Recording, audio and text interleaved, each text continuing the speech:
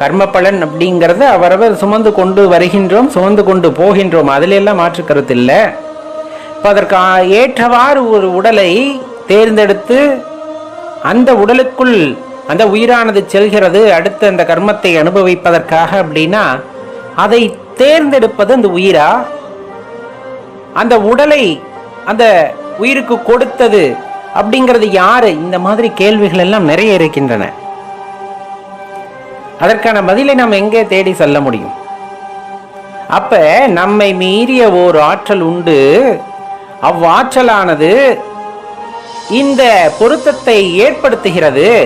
இந்த பொருத்தத்தை ஏற்படுத்துகிறது இந்த உயிருக்கு. இந்த உடல் அப்படிங்கிற பொருத்தத்தை ஏற்படுத்தி அதை பிணைக்கின்றது. அப்ப பிணைக்கக்கூடிய ஒரு ஆற்றல் தேவை அல்லவா? பிணைக்கக்கூடிய ஒரு ஆற்றல் தேவை அல்லவா? அதைத்தான் நாம் பரபிரம்மம் என்று கூறுகின்றோம். நம்ம தீத சக்தி, நம்மை மீறிய ஆற்றல், இயற்கை, இந்த மாதிரி பல பெயர்களில் அழைக்கின்றோம்.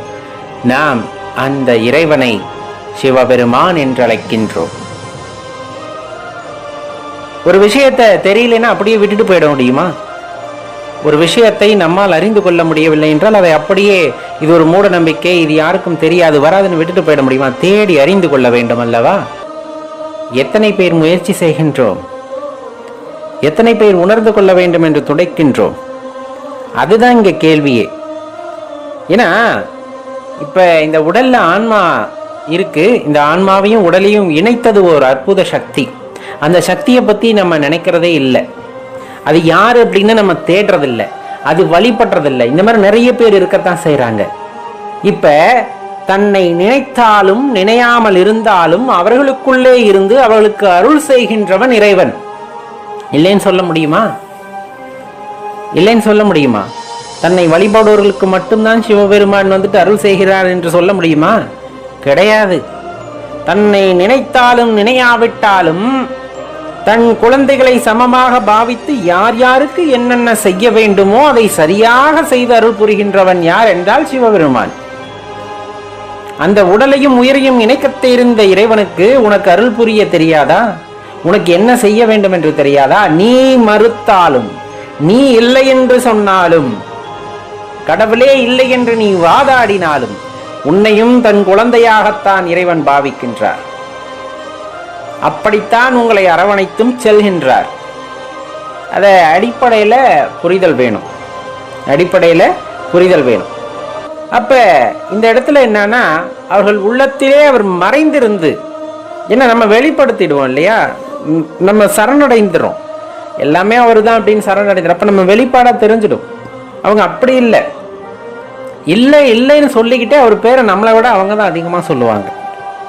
இறைமறுப்பாளர்கள் பார்த்தீங்கன்னா கடவுள் இல்லை, இல்லவே இல்லை, இங்க இருக்காரா அங்க இருக்காரான்னு நம்ம ஒரு நாளைக்கு 100 தடக்க இறைவனோட திருநாமத்தை சொல்றோம்னா அவங்க ஒரு நாளைக்கு 1000 தடக்க சொல்லுவாங்க. என்ன நம்ம புகழ்ற மாதிரி சொல்லுவோம், அவங்க இகழ்ற மாதிரி சொல்லுவாங்க. இங்க என்ன முக்கியம்னா அந்த பெயர், அந்த இறைவனின் பெயர்.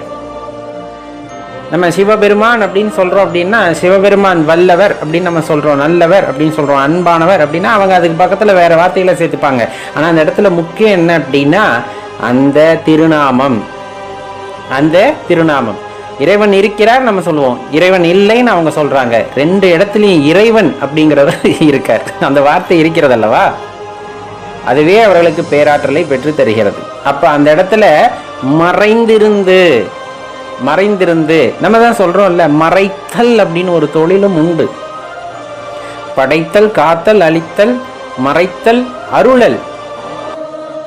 அப்ப அந்த இடத்துல மறைந்திருந்து அந்த மாயையால் கட்டுண்டவர்களுக்கெல்லாம் அவர்கள் தெரிவதில்லை. இருந்தாலும் மறைந்திருந்தாலும் அவர்களுக்கான அருளை இறைவன் செய்கின்றார். இல்லடைந்தானுக்கும் இல்லாது ஒன்றில்லை, இல்லடைந்தானுக்கு இறப்பதுதான் இல்லை, இல்லடைந்தானுக்கு இமையவர்தாமுவார், இல்லடைந்தானுக்கு இல்லாததில்லானையே. இதுல நமக்கு உள்ள ஐயப்பாடு அப்படின்னு இல்லை, அனைவருமே அறிந்து கொள்ள வேண்டிய ஒரு விஷயம் அப்படின்னா, இப்ப இறைவனை நாம் நாடி செல்கின்றோம். இறைவனை பிரித்து பார்க்க முடியாது. பரம்பொருளும் அம்மையும் இணைந்து ஒரு பேராற்றல் அப்படிங்கிறது உணர்ந்தவர் உணர்வர். இதுல முக்கியமா நாம் அறிந்து கொள்ள வேண்டிய விஷயம் என்னவென்றால், எந்த இடத்தில் இறைவன் வாசம் செய்வார் அப்படின்னு ஒரு கேள்வி கேட்டா, எந்த இடத்துல தூய்மை குடிகொண்டிருக்கிறதோ, சத்தியம் குடிகொண்டிருக்கிறதோ, உண்மை குடிகொண்டிருக்கிறதோ அந்த இடத்திலே இறைவன் குடிகொள்வார்.